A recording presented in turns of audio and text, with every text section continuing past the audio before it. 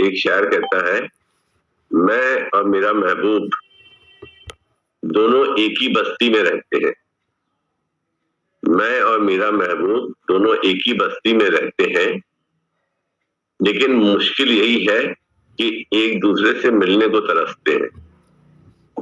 अगर गुरु जी की बात करें तो ऐसा लगता है कि जैसे क्या बताएं, गुरु जी की बात करें तो ऐसा लगता है कि जैसे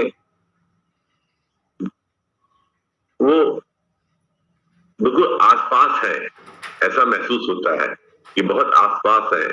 और इस विषय में एक बार जो है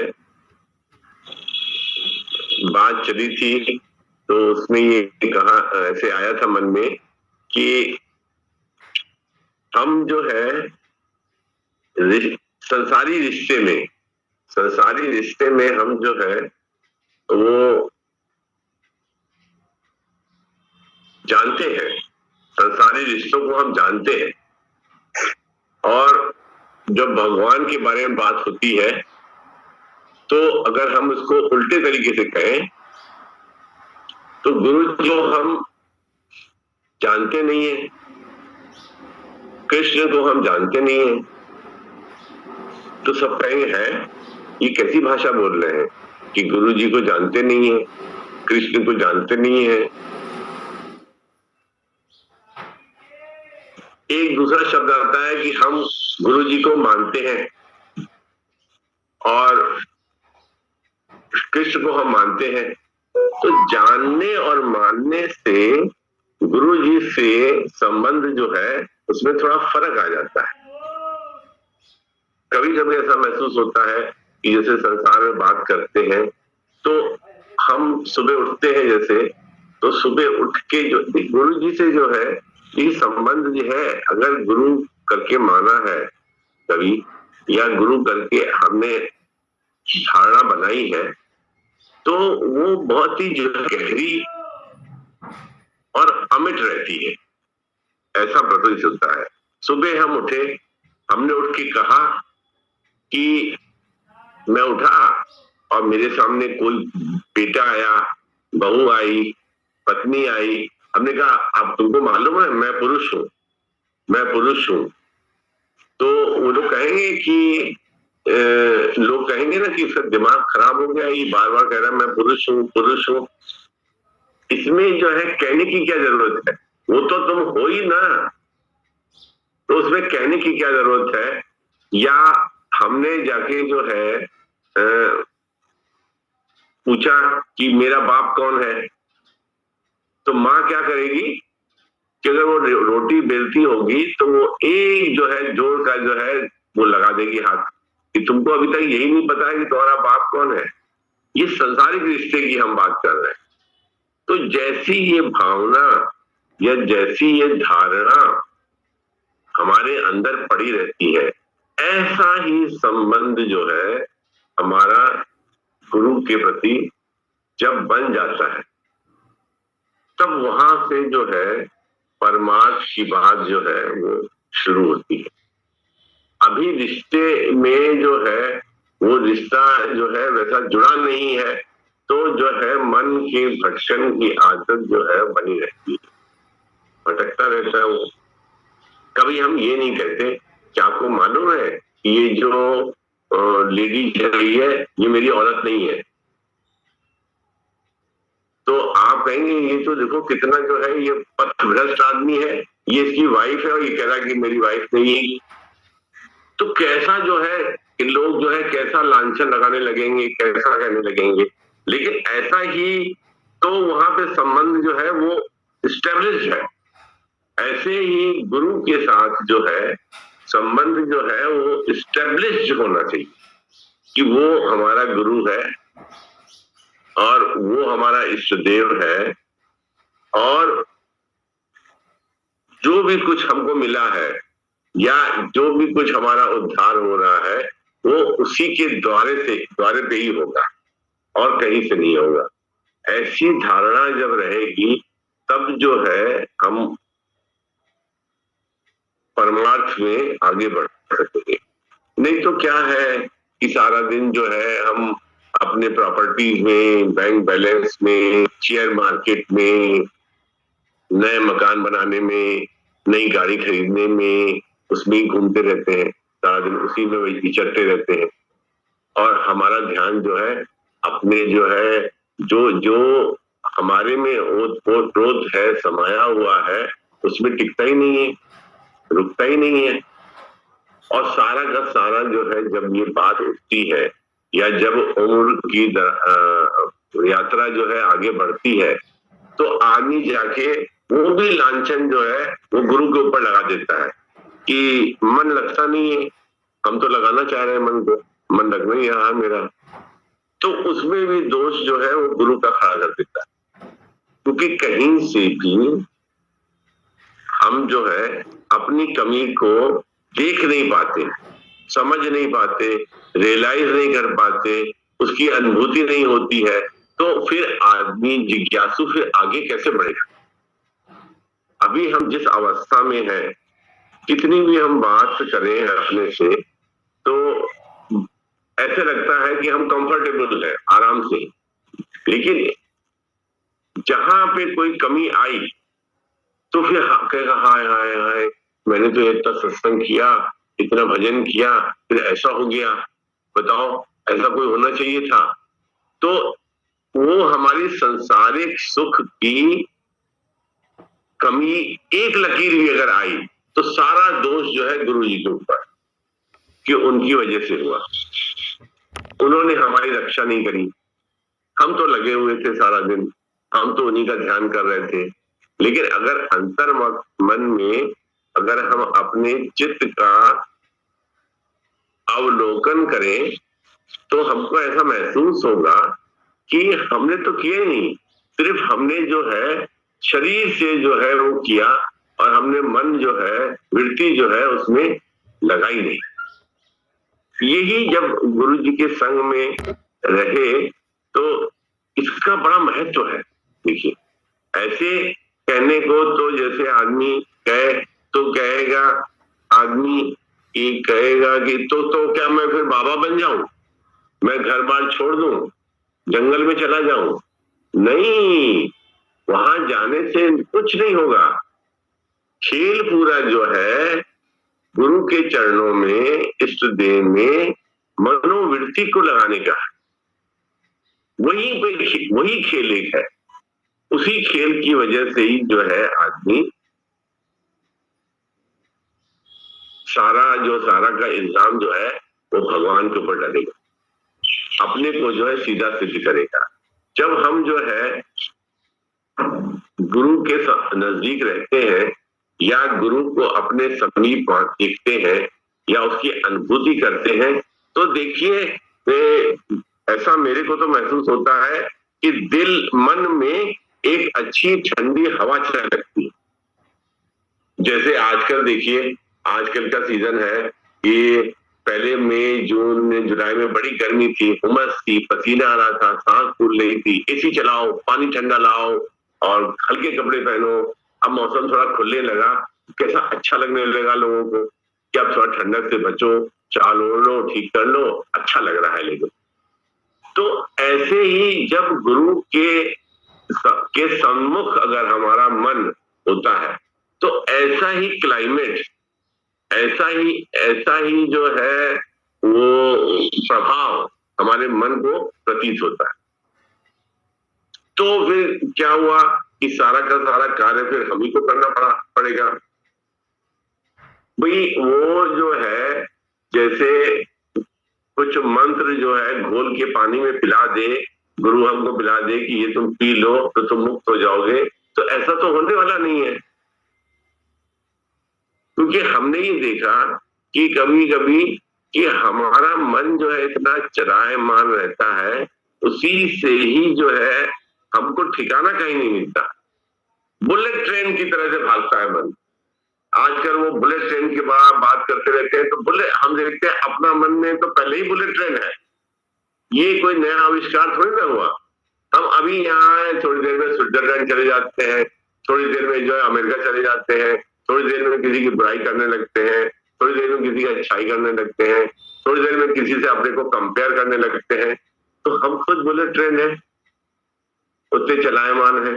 लेकिन जहां पे हमारा मन सुख की इंद्रियां हमारी सुख की अनुभूति करती हैं, देखिए ये थोड़ा सा ये अनुभूति करती हैं, जहां पे वहां पे टिकता है मन। मैं ये देखता हूं कि वहां पे मन टिकता है, 2-2 घंटे टिका रहेगा, 3-3 घंटे टिका रहेगा। देखिए आजकल वो क्या कहते हैं, वर्ल्ड कप चल रहा है, मैच चल रहा है, ऐसी आंख गड़ा के मैं देखता हूं, देखते हैं एक भी बॉल जो है वो छूटने ना पाए। अगर छूट गई तो कहेंगे रुको रुको, रिप्ले आएगा, इसका रिप्ले आएगा, इसको दोबारा से देखो, कैसे वो नहीं आउट हुआ, अंपायर ने क्यों नहीं आउट किया। ऐसा उसके अंदर तल्लीन होके बच्चे घुस जाते हैं। मैं देखता हूं तो मुझे इतनी हंसी लगती है, और मैं कहता हूं हे मन मूर्ख, हमारे जैसा फुलिश आदमी, हमारे जैसा मन मूढ़ आदमी तो कोई है नहीं। ये संसार में इतने तल्लीनता से उसको देख रहे हैं, 2-2 ढाई-ढाई घंटा, 3-3 घंटा उसको देखते हैं, उसी बीच में जल्दी से खाना खा लेते हैं, उसी बीच में बाथरूम होके आ जाते हैं, एक भी चीज छूटने न पाए। और हम जो है ऐसे करेंगे कि अपने मन को हम देखते हैं कि एक शब्द है संकीर्तन। संकीर्तन का मतलब होता है कि जैसे कभी गुरु पूर्णिमा में या कभी कहीं गुरु जी की समाधि में मिले, सबने भजन गाया, भजन गाते हैं सब, एक ने गाया, फिर दूसरे ने गाया, तीसरे ने गाया, तो हम देखते कि वहां पे देखा तो हमारा मन जो है वो दिहाड़ी वाले मजदूर की तरह से बैठा हुआ है, जैसे ईंटा ठोकने वाला आदमी होता है वैसे बैठा हुआ है। वो सद्भावना और वो लगाव उसमें बैठता नहीं, जैसा कि वो क्रिकेट मैच में बच्चे का बैठता है। तभी हम कहते हैं कि मेरा मन जो है वो मूर्ख है, जो हमको जो है उसमें लगाने नहीं देता। जो लगने की प्रवृत्ति तो है ना उसकी, तो फिर हम क्यों कहें कि हमको ग्रस्त में रह के ज्ञान नहीं हो सकता। गुरु ने इतना बढ़िया ज्ञान दिया और इतना सहज भाव में ज्ञान दिया और इतना सरल तरीके से ज्ञान दिया, बिना किसी नेम व्रत के दिया, उसको भी हम फॉलो जो है वो नहीं कर सकते। गुरु ने ज्ञान कैसा दिया? गुरु ने ज्ञान ऐसा दिया कि जैसे हम मई जून में कमरे में बाहर से आए और बहुत गर्मी लगी, हमें एसी ऑन कर दिया, हर हर हर हर हर हर ठंडी ठंडी हवा लगने लगी। ऐसा ज्ञान दिया उसने हमको कि हमारे दुख, हमारी आसक्ति, हमारे लगाव और हमारे कर्मों की जो है आसान, वो छूट जाए। जैसे एसी के सामने बैठने से जैसे बूंद बूंद का पसीना सूख जाता है, उसी तरह से उस ज्ञान से हमारे अंदर की ये कीटाणु जो है वो निकल जाते हैं, बशर्ते हम वो एसी के सामने बैठे। ऐसा हमको प्रतीत होता है कि एवरीथिंग, सब चीज जो है, प्रत्येक चीज जो है वो उपलब्ध है। गुरु जी ने इसकी इतनी महिमा है, और उसी महिमा में यह गुरु अपने प्रताप से जो है वो सारी तपस्याएं करा देता है। सारी तपस्याएं जो है गुरु करा देता है, जिसकी अनुभूति हमें हो नहीं पाती है कि हमसे इतनी तपस्या हो गई या हमसे इतना कार्य जो है उन्होंने करा दिया। ये उनका प्रताप है उसका, कि बस सिर्फ क्या है कि हम उनके सामने जो है खड़े होके या उनके सामने नतमस्तक हो, या डॉक्टर जो दवा दे रहा है हम इस बात को माने कि डॉक्टर जो दवा दे रहा है वो सही दे रहा है और ये पढ़ा लिखा डॉक्टर है, इसके पास डिग्री है और ये जो दवा देगा हमको फायदा करेगी। अगर डॉक्टर में के प्रति ही अगर हमारी भावना नहीं है और डॉक्टर के बोर्ड पे लिखा हुआ है कि 1200 रुपए फीस है, उसी में हमारा मन अटक गया है, तो हमको दवा असर ही नहीं करेगी। अरे कहेंगे बहुत पैसा लेता है, छोटी छोटी गोली लिख के दे दी इसने हमको, ये गोली तो हम भी जान रहे थे, ये तो हमारे घर में बेटा बता ही रहा था कि ये कैल्पॉल खा लो तो बुखार ठीक हो जाएगा, इसको 1200 रुपए दिए, इसने कैल्पॉल दे दिए, तो क्या बड़ा काम किया। आस्था हमारे जो है उसके प्रति जो है, जो विश्वास था कि डॉक्टर अच्छी दवा देगा, वो खत्म हो गई। उसी तरह से गुरु के प्रति भी जो है हमारी आस्था जो है हिल जाती है। इतना समय क्यों लगता है, इतना समय क्यों लग जाता है? इतना समय इसीलिए लग जाता है कि हमारी चाल में, रफ्तार में, या हमारी गाड़ी में जैसे लगता है कि पेट्रोल खत्म हो गया। धीरे धीरे घिसिट घिसिट के चलो भाई, चलो कोई बात नहीं, चलो सुबह सत्संग हो रहा है, चलो बैठ जाते हैं, थोड़ी देर सत्संग सुन लेते हैं, थोड़ी बात कर सुन लेते हैं, इसी से हो सकता है मन थोड़ा हल्का हो जाए। उसको हमने सब्स्टिट्यूट की तरीके से, सब्स्टिट्यूट बोले तो क्या कहेंगे कि ये इसकी जगह पे शायद ये दवा काम कर जाए, थोड़ी देर सत्संग में बैठ जाते हैं। आज मेरा मन बहुत उचाट है, तो हमने कहा ठीक है, आज जो है हम थोड़ी देर सत्संग में बैठ जाते हैं, थोड़ा आराम आ जाएगा। या फिर हमने कहा कि हमारा ये कार्य नहीं हो रहा है, तो हम गुरु से प्रार्थना करें, सत्संग बैठे, हो सकता मेरा कार्य हो जाए।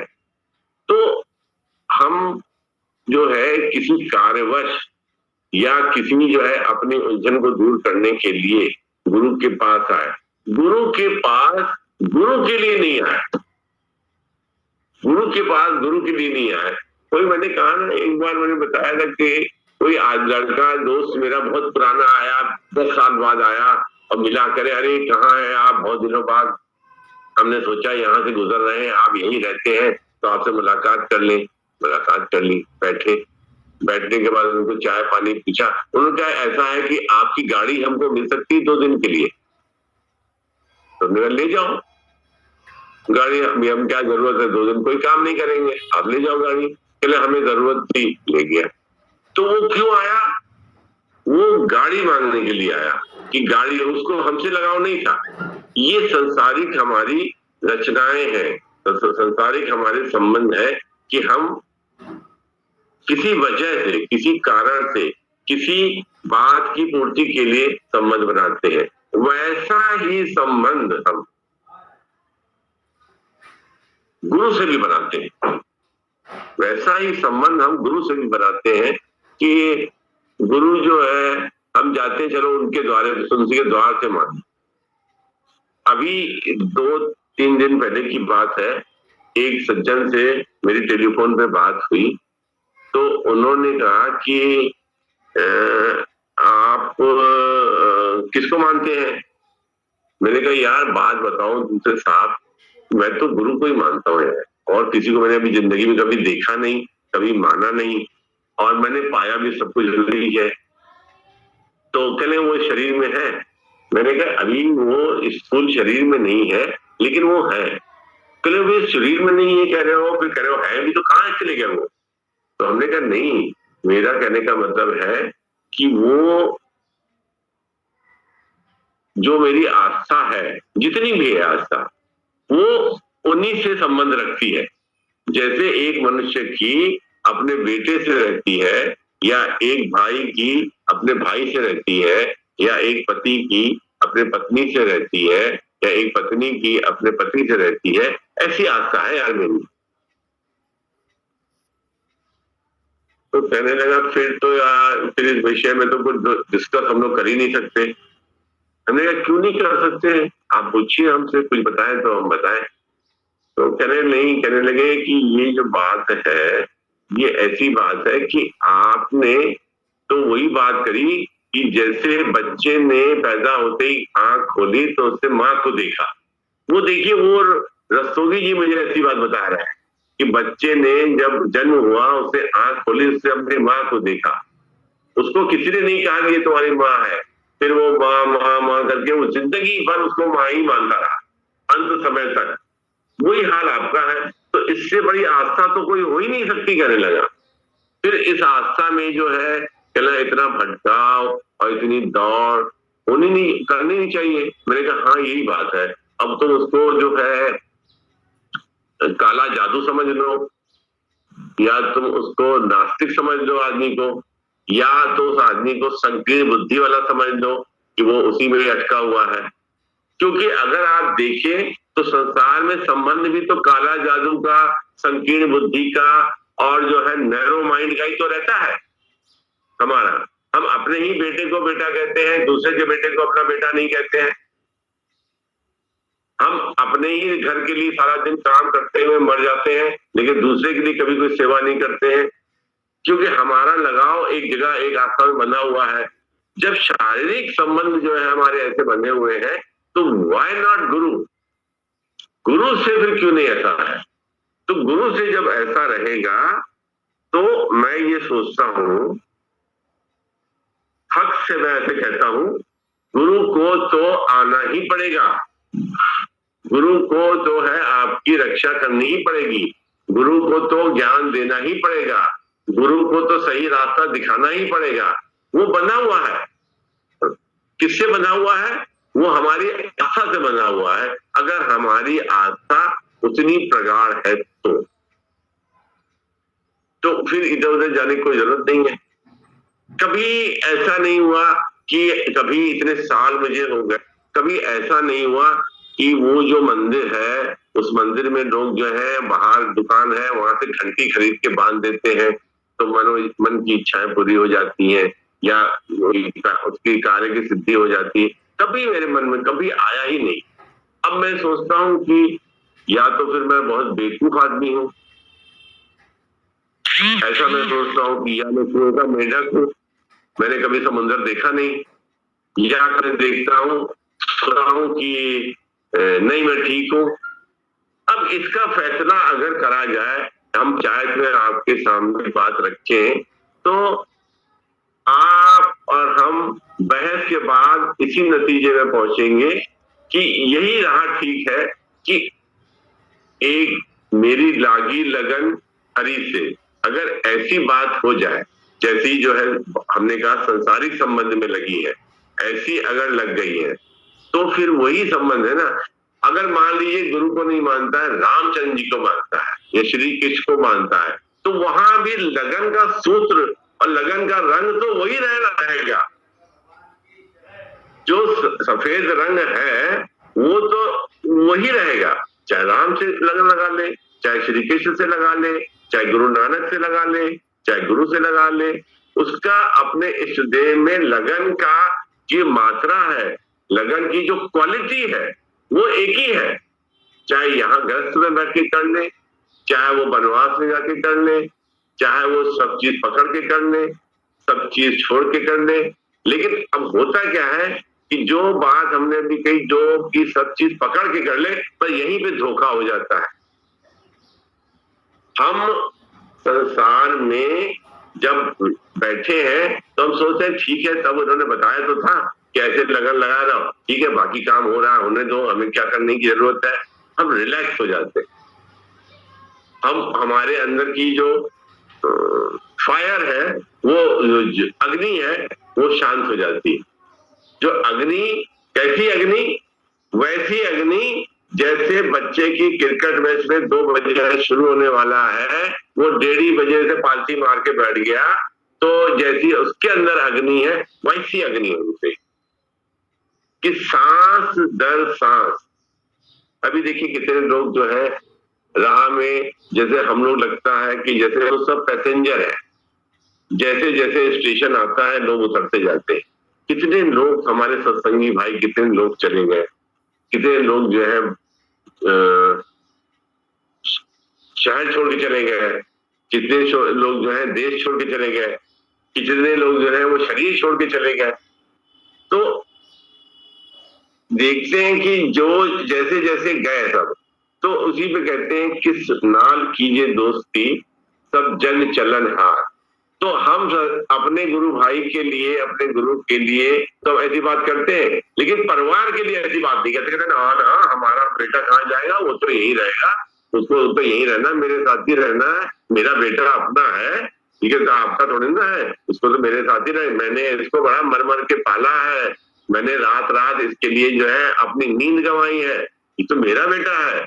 वहां देखिए कितनी आसक्ति, कितना मोह और कितना हमारा लगाव उसमें लगा रहता है।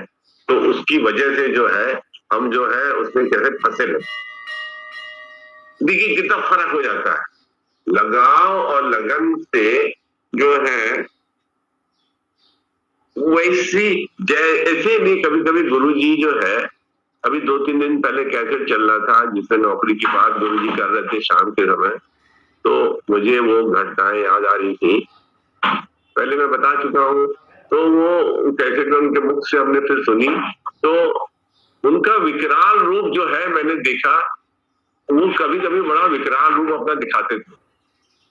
जब उनका विकराल रूप जो है, अब मन है ना, मन तो माया में मस्त है, भूल जाता है, तो वो जब वाणी चलती है या कभी वो चीज टकराती है तो कहते हैं कि देखिए जो हमारी जैसी प्रीत हराम में तैसी हरि से हो, जैसी प्रीत हमारी हराम में होती है और हम उसके लिए जो है दिन भर अपना ध्यान लगाते रहते हैं, दौड़ धूप करते रहते हैं, वैसी प्रीति जो है वो हरि से होनी चाहिए।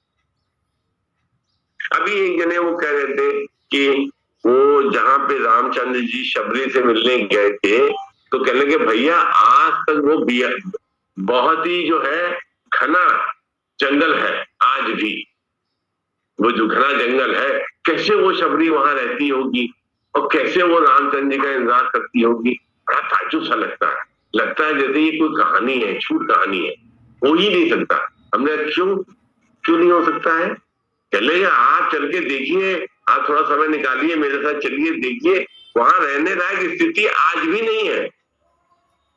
वो बेचारी इतने कठिन समय में जीवन व्यतीत करती थी और उसको एक ही टक थी, एक ही लगन थी कि राम आएंगे, क्योंकि उसके गुरु ने, ऋषि ने उसको कहा था कि राम तुमको मिलेंगे, तो एक ही लगन थी। और हमको देखिए कितनी सुविधाएं हैं, पंखा भी चल रहा है, घर के अंदर बैठे भी हैं, चाहे तो अभी जो है पंखा बंद करके हम स्वेटर पहन लें, अगर हमें चाहे तो थोड़ा सा पानी पी ले, चाहे तो हम चाय पी ले, कितनी सुविधाएं हैं, हमको कुछ भी कर लेते हैं। और सत्संग को हमने कैसे लिया, ऐसे लिया कि जैसे फ्री में मिल रहा है। एक आदमी ने एक संत से कहा कि हमारी आपसे बहुत आस्था है, तो बोले अच्छा आपकी हमसे बहुत आस्था है, कैसे, हमारी आपकी मुलाकात तो होती नहीं है, कभी हुई नहीं, हमें आप कभी आए हो हमसे मिलने, तो कहते नहीं हम आपसे मिलने तो नहीं आए, लेकिन सवेरे जब आप जो है टीवी पे आते हैं तो मैं बढ़िया सी पहले से ही चाय वाय बना के लेके बैठ जाता हूँ और चाय पीता हूँ, बिस्किट खाता हूँ और आपके प्रवचन सुनता हूँ। तो उन्होंने संत ने कहा ले, इनके हमारे प्रवचन कभी हमसे मिले नहीं, हम इनसे मिले नहीं, लेकिन ये चाय पीते हैं और बिस्कुट खाते हैं और टीवी पे हमारे प्रवचन सुनते हैं, इनको बड़ा आराम है उससे। कन्वीनियंस के ऊपर जो है हम अपनी सुविधा के हिसाब से जो है और सत्कर्म को कमाने की कोशिश करते हैं और फिर उसका बखान भी कर देते हैं कि देखिए हमने ऐसे किया, क्योंकि हमारी आस्था जो है वो पूर्ण नहीं है ना। पहले ही हमने शब्द कहा कि हमारी आस्था गहरी होनी चाहिए और अंतर्मुखी होनी चाहिए, तो उससे क्या होता है कि वो हमको उससे ही फल होता है। अभी देखिए, अभी कुछ दिन पहले जो है हमारी ग्रैंड डॉटर वहां स्कूल गई तो उन्होंने कहा कि एक कागज के कप में, एस्प्रिन कप में मिट्टी डाल के, सॉइल मिट्टी डाल के लाइएगा, तो हमने दे दिया इसको, ले जा। अब उन्होंने जो है उसको लेके आ गई, जब स्कूल से लेके आ गई, मैं लेने जाता हूँ तो लेके आ, मैंने कहा बेटा ये जो कप था इसमें क्या हुआ, तुम लेके गई, लेके आ गई, इसमें क्या हुआ, ये तो ऐसा ही है। कहने लगे अरे दादू इसमें जो है उन्होंने पुदीने के बीज डाले हैं। मैंने कहा अच्छा पुदीने के बीज, हमको तो दिख नहीं रहे इसमें। कहने इसमें पुदीने के बीज डाले हैं, अब वो कहते हैं कि इसमें पुदीना निकलेगा।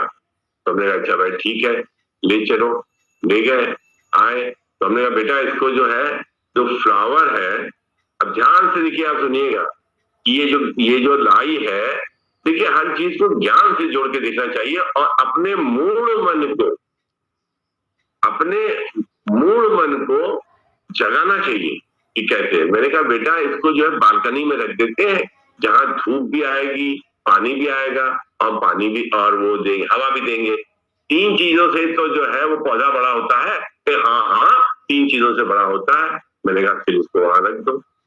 आज 4 दिन हो गए, न उसने कभी सुध ली, न कभी देखा, न भी कुछ नहीं किया। क्या था कि उतना ही कि उन्होंने बीज दिए और बीज की रखवाली जो है उसने नहीं की, उसने खाली अपनी पढ़ाई वाला काम कर दिया। तो पौधा निकलेगा कि नहीं निकलेगा? नहीं निकलेगा। उसको तो ये भी पता नहीं कि पौधा जो है वो अंधेरे में है, जमीन पे है, कुर्सी के नीचे है, कुर्सी के ऊपर है, बालकनी में कहाँ है, पता ही नहीं। ऐसे ही हमारे मन की स्थिति है कि हमने उसको देखा कि जो है ज्ञान से, सत्संग के की बड़ी जो है वो महानता है और बड़ी उसकी जो है क्या कहते हैं उसको, बड़ी वैल्यू है उसकी। लेकिन हमने उसको सहेजा नहीं, हमने we have taken it for granted. क्या सुन लिया, सत्संग वो बहुत बढ़िया करते हैं, टीवी पे हमारी चाय अदरक वाली आ जाती है, बिस्किट आ जाता है, मैं सुन लेता हूँ। इतने हल्के में हमने ज्ञान को दिया। तो मैं ये देखता हूं कि जब मन की प्रवृत्ति ऐसी रहेगी तो फल की प्राप्ति भी जो है फिर वैसी ही रहेगी ना, फिर वैसी ही रहेगी। क्योंकि हम जो है जब उसी में लगे रहे, ऐसे हल्के में लेंगे तो गुरु भी हमको हल्के में देगा। हमने अगर जो है अपने मन रूपी पौधे की रखवाली अगर नहीं करी और हम जो है उसमें लगे हुए हैं, देखिए कभी कभी क्या होता था कि गुरुजी कभी कभी जो है बड़ी ऊंची बात बड़े हल्के में कह देते थे। ऐसे नहीं कि वो कान पकड़ के 2-3 झापड़ लगा के कहते। आज मैं सोचता हूं कि अगर उन्होंने कान पकड़ के 2-3 झापड़ लगा के कहा होता तो शायद मैं समझ जाता। लेकिन जो संत है, संत अपने औलियापन में, अपने मदहोशी में वो कोई बात कह देता है। अब उस बात को हम गिरने न दें, उठा लें, तो जो है फिर वारे न्यारे हो जाते हैं। ऐसा मैंने देखा अपने जीवन में, तो ऐसा मैं सबके साथ जो है इसको मैं शेयर करना चाहता हूं कि ये ऐसा होता है और हम लोग जो है ऐसा नहीं कर पाते हैं।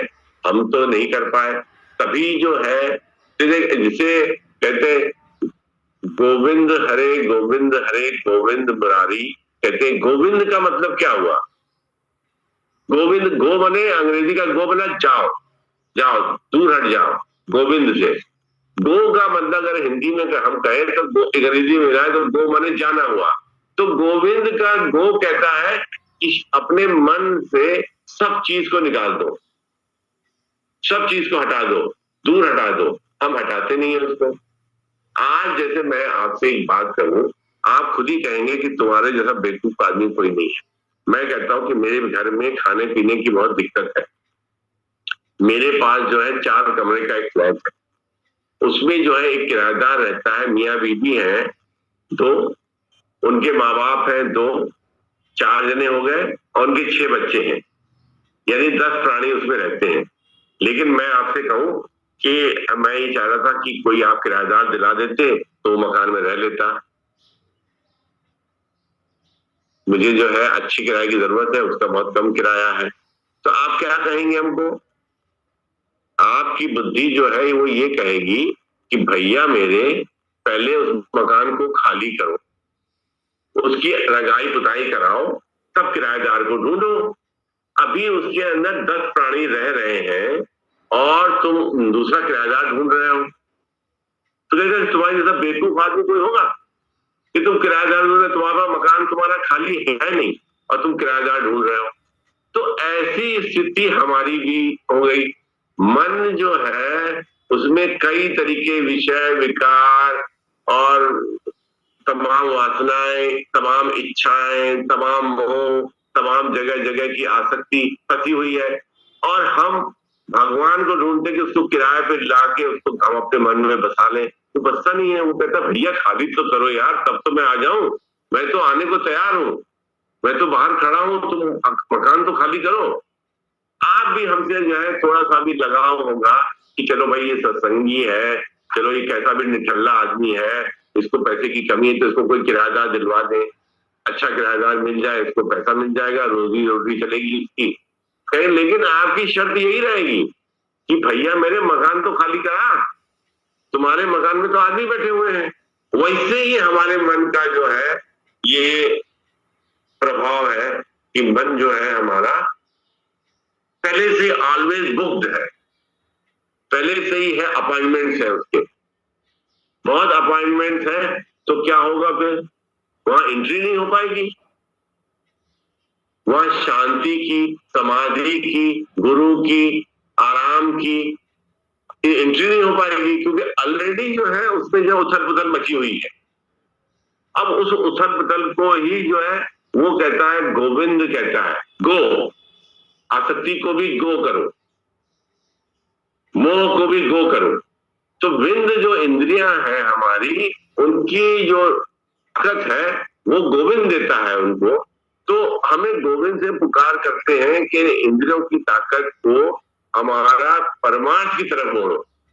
हम संसार की तरफ कैसे दौड़े दौड़े जाते हैं भैया रे, कि तुरंत अलमारी से कपड़े निकल आएंगे, फटाफट तैयार हो जाएंगे और तुरंत जो है नहा धोगे, हाँ हम तैयार है, चलिए आइए चले।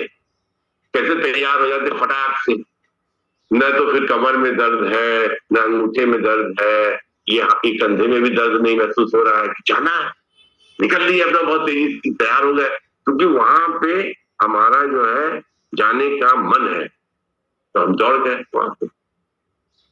लेकिन वही बात ऐसा ही, तभी तो गुरु ने कहा कि जैसी प्रीत हराम में तैसी हरि से हो। इस बात को मैं कभी याद करता हूं तो वो कहते थे कि वाकई उस समय जो है उस अवस्था को अनुभूति हम नहीं कर पा सके। वो ये कहते हैं कि ये जो भी कर्म है, ये जो भी कर्म है, इन कर्मों के फल जो है वो तो हमेशा आता ही रहेगा, वो तो आपको मिलेगा ही, उसके लिए तो आपको प्रॉब्लम करने की कोई जरूरत नहीं, वो सब होगा ही। लेकिन हरि से अगर प्रीति हो गई है तो सारे काम अपने आप ही हो जाएंगे। हमारा ऐसा नहीं हो पाता ना, हुआ नहीं, हो नहीं पाता है, आज भी नहीं हो पाता है, क्योंकि हम अपने को बलशाली, अपने हाथों पैरों में ताकत समझते हैं। तब हम कहते नहीं हम करेंगे, मैं करता हूं, मैंने नहीं किया होता तो ऐसा होता, मैंने नहीं किया होता तो ऐसा होता। तो ये जो मैं लगा के जो हम करते हैं, तभी वो कहते थे कि हरि से अगर ऐसी प्रीति होगी तो हराम के कार्य तुम्हारे अपने आप ही सिद्ध होंगे। लेकिन गुरु के ऊपर उस समय इतनी विश्वास जो है आदमी रख नहीं पाता है, तो बहुत देर हो गई लगता है, तो आगे निकल गया मामला। तो ये कर्मों की गति को भी, छोटे में एक मैं बात बता दूं कि छोटे कर्मों की गति को भी, कर्म के कई प्रारूप जो है भगवान जी ने कभी कभी जो है किसी कैसेट पे दिए हैं, कि उन्होंने कहा कि सत्कर्म हो, निष्काम कर्म हो, अकर्म हो, विकर्म हो। ये इतने तरह की कर्मों की व्याख्या जो है कभी कभी भगवान जी मूड में रहते थे तो करते थे। तो वो कहते थे कि कर्मों की गति को इतना क्या समझ पाओगे तुम, जो तुम इतने जो चौधरी बन के घूमते हो, तो इतना तुम कर नहीं पाओगे तुम।